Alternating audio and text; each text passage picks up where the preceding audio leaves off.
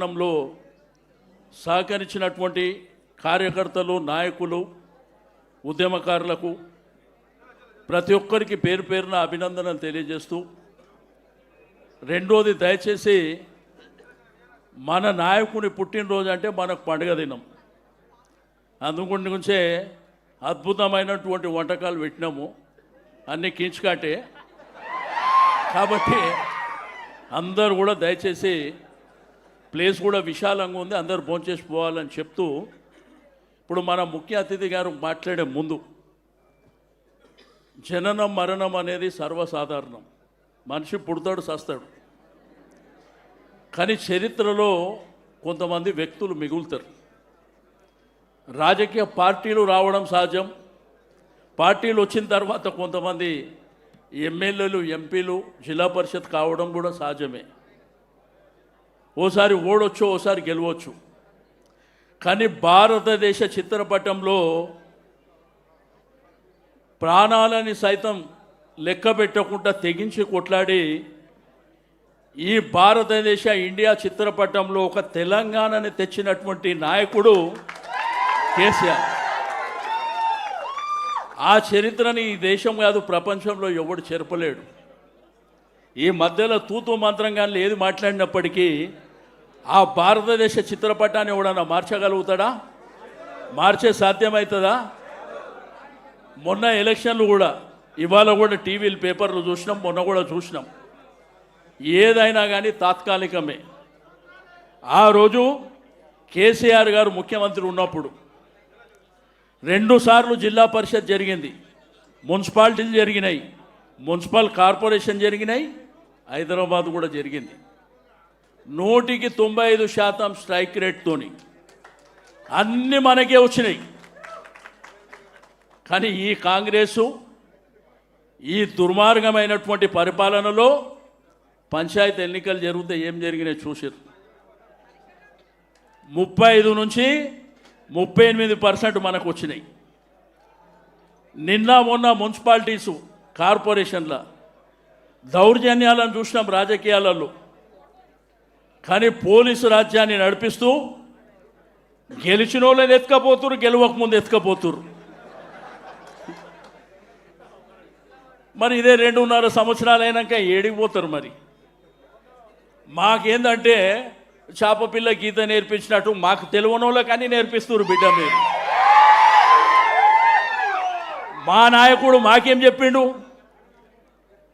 మీరు మాట్లాడేటప్పుడు నోరు జాగ్రత్త, నువ్వు వేసుకునే బట్టలు జాగ్రత్త, నువ్వు ఫంక్షన్కు పోతే జాగ్రత్త, జనాలతోని మాట్లాడితే కూడా జాగ్రత్తగా మాట్లాడమని మా నాయకుడు చెప్పాడు. ఇప్పుడేమో తొండలు. మా మన్మని అడుగుతున్నాడు, నాకు ఈ తొండ అంటే ఏంది తాత అంటే ఇప్పటి జనరేషన్కు ఏమి నేర్పిస్తుంది. రెండోది, మొన్న జరిగినటువంటి ఎన్నికల్లో కరెక్ట్ 3 రోజుల ముందు జూబ్లీహిల్స్లో ఎట్లయితే 200 కోట్లు ఖర్చు పెట్టిర్రో, మళ్ళా 3 రోజుల ముందు ఊర్లు, గ్రామాలు విచ్చలవిడిగా. ఆ రోజు కేసీఆర్ గారు లోకల్ బాడీ ఎలక్షన్ జరిగితే ప్రచారానికి ఎక్కడ పోలే, మంత్రులు ఎక్కడ పోలే. మొన్న కూడా కేటీఆర్ గారు, హరీష్ రావు గారు కూడా వారి యొక్క నియోజకవర్గాలకే పరిమితంగా పనిచేశారు. ఎవరన్నా మన నాయకులు అన్నా మీరు కంపల్సరీ రావాలంటే పక్కనే పోయారు. కానీ మనకు వచ్చినటువంటి రిజల్ట్స్ చూసారు కదా, బ్రహ్మాండంగా.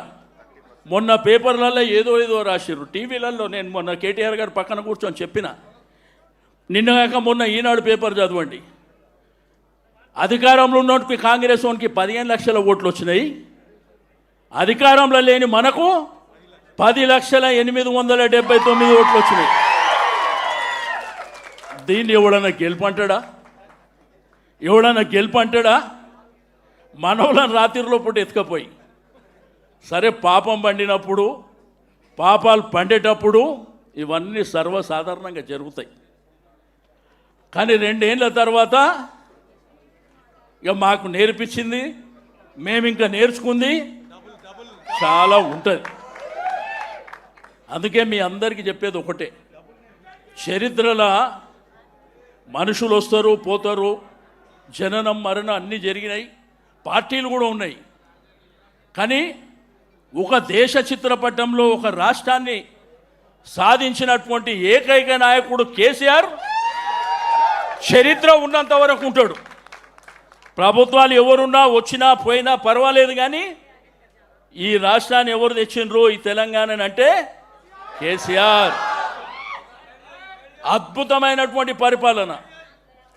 కాబట్టి మనం అందరము వారి జన్మదినాన్ని బ్రహ్మాండంగా జరుపుకోవాలనేటువంటి సంకల్పంతో రాష్ట్రంలో రక్తదాన శిబిరాలు, ఆలయాల్లో పూజలు, మసీద్లో ప్రార్థనలు, చర్చులలో ప్రార్థనలు, మన వాళ్ళు ఎక్కడికక్కడ మన పండుగ దినాన్ని ఘనంగా జరుపుకునేటువంటి రోజు. కాబట్టి ఈరోజు ఈ కార్యక్రమాన్ని మరి అద్భుతంగా నిర్వహించుకోవాలని మీ అందరికీ మరోసారి రిక్వెస్ట్ చేస్తున్నా.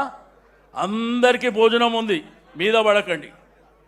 కుల్ల జాగా కూడా చాలా కుల్ల పెట్టినాం, అక్కడ కౌంటర్లు కూడా ఎక్కువ పెట్టినాం.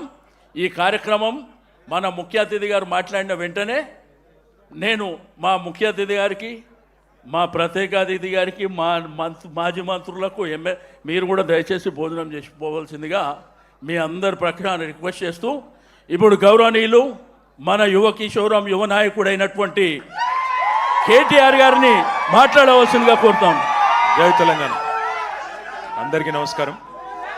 గౌరవనీయులైన పెద్దలు, గౌరవనీయులైన